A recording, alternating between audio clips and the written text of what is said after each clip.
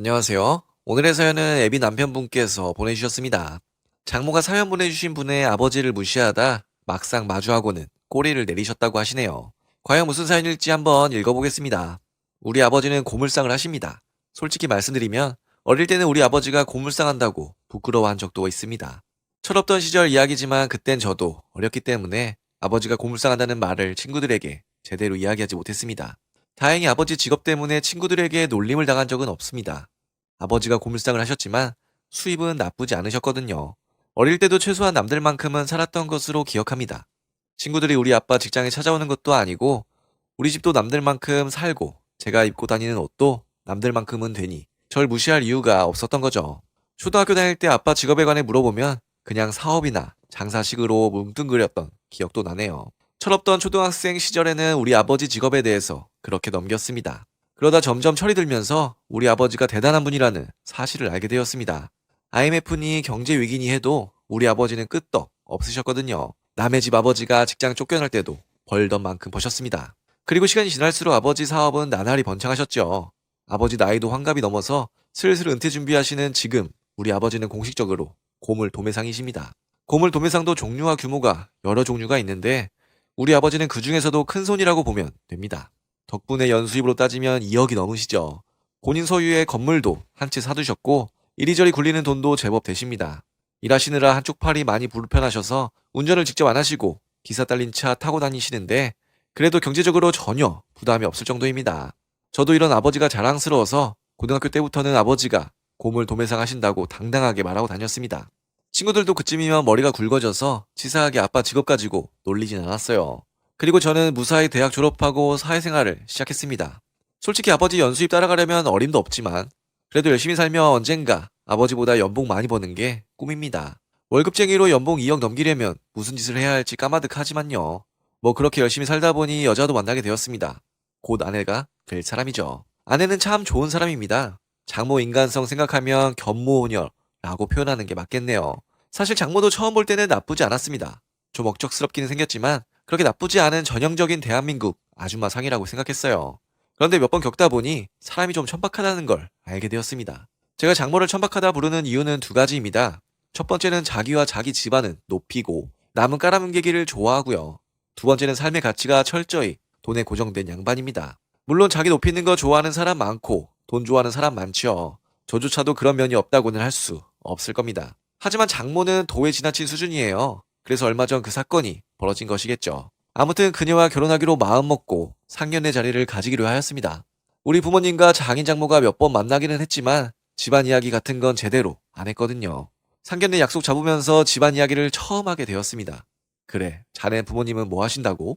아버지는 고물 도매업 하시고 어머니는 보험사 다니시다 2년 전에 은퇴하셨습니다. 저의 대답을 들은 장인어른과 장모의 반응이 엇갈리더라고요. 그렇나? 장인어른은 그렇게 이야기하고 말았습니다. 딱히 대단하게 여기는 것도 아니고 그렇다고 비루하게 여기는 것도 아닌 그냥 그렇구나 하는 반응이었습니다. 장인어른의 무난한 반응에 비해 장모의 반응은 가관이었습니다. 어머, 나이 드신 분이 허드렛 일 하느라 힘들겠다 얘. 장모 딴에는 허드렛 일이라고 말하는 것도 많이 자제한 거 아닐까 합니다. 딱 우리 아버지가 천민이라도 되는 것처럼 보이는 표정과 말투에 제 기분이 확 상할 정도였습니다. 오죽하면 장인어른이 그 자리에서 장모에게 한 소리 했다니까요. 남의 아버지 직업 가지고 왜 그러냐. 말 함부로 하지 마라. 장인어른이 나선 덕분에 그날은 별말 없었습니다. 그런데 며칠 후 그녀에게 연락이 왔습니다. 우리 엄마 때문에 요즘 피곤해. 무슨 일인데 그래? 계속 자기 아버지를 두고 뭐라 하시잖아. 좋은 분이라고 말씀드려도 들은 척도 안 하신다니까. 장모가 우리 아버지 직업 때문에 결혼 자체를 끝장낼 생각을 하고 있었던 것 같습니다. 그게 아니고서야 약혼 앞둔 딸에게 계속 시아버지 될 사람 욕할 이유가 없잖아요. 지금에야 기분을 풀었지만 그때는 정말 기분이 나빴습니다. 장모고 뭐고 막말해서 관계 끊으려는 생각도 했어요. 하지만 죄도 없고 사랑하는 그녀 모습을 떠올리니 그럴 수도 없었죠. 그래서 해결법을 고민하다 친척분께 조언을 받았습니다.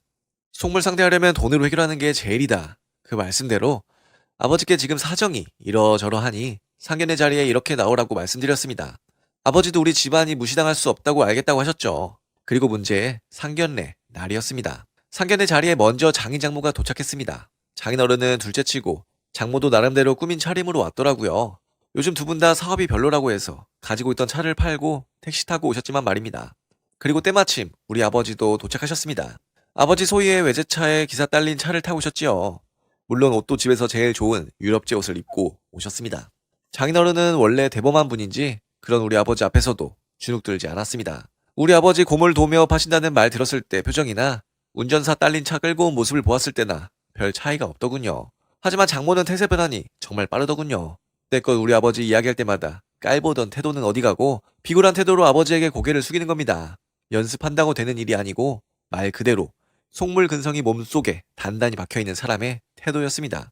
그런 모습을 보니 웃음을 참느라 힘들었습니다.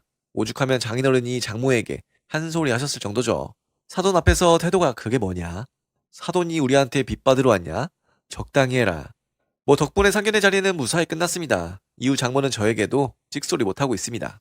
요즘 시국이 하도 나빠서 약혼식도 연기되었고 결혼식도 연기되었습니다만 그래도 이대로 가면 별 문제 없이 아내랑 살 수 있을 것 같습니다. 놀란 건 제가 이런 행동을 했다고 그녀가 기분 나빠하지 않는다는 겁니다. 오히려 자기 엄마 버릇 고쳐줘서 저더러 고맙다고 해요. 그만큼 장모 행동이 딸 눈에도 문제가 있었다는 뜻이겠죠.